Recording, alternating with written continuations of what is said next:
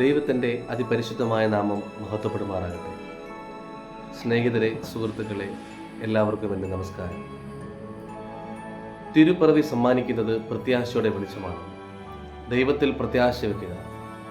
അവൻ എൻ്റെ മുഖപ്രകാശ രക്ഷയും എൻ്റെ ദൈവവുമാകുന്നു എന്ന് 42-ാം സങ്കീർത്തനം 11-ാം വാക്യത്തിൽ പറയുന്നു.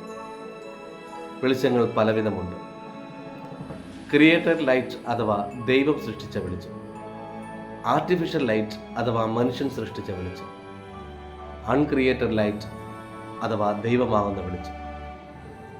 ദൈവമാകുന്ന വെളിച്ചത്തെ സ്വീകരിക്കുന്നതിൻ്റെ പ്രതീകമായി ഡിസംബറിൻ്റെ രാത്രികളിൽ ദൈവമുണ്ടാക്കിയ വെളിച്ചവും മനുഷ്യനുണ്ടാക്കിയ വെളിച്ചവും വല്ലാതെ പരിലസിക്കുകയാണ്. ഈ വെളിച്ചങ്ങളൊക്കെ ആത്യന്തികമായി നമ്മെ എത്തിക്കേണ്ടത് ദൈവമാകുന്ന വെളിച്ചത്തിലേക്ക് അഥവാ അൺക്രിയേറ്റഡ് ലൈറ്റിലേക്ക്. അതുകൊണ്ടാണ് സങ്കീർത്തനക്കാരൻ പറയുന്നത്, ദൈവത്തിൽ പ്രത്യാശ വയ്ക്കുക, അവൻ എൻ്റെ മുഖപ്രകാശ രക്ഷയും എൻ്റെ ദൈവവുമാകുന്നു എന്ന്. വീണ്ടും സങ്കീർത്തനക്കാരൻ പറയുന്നുണ്ട്, അവങ്കിലേക്ക് നോക്കിയവർ പ്രകാശിതരായി, അവരുടെ മുഖം ലജ്ജിച്ചു പോയതുമില്ല.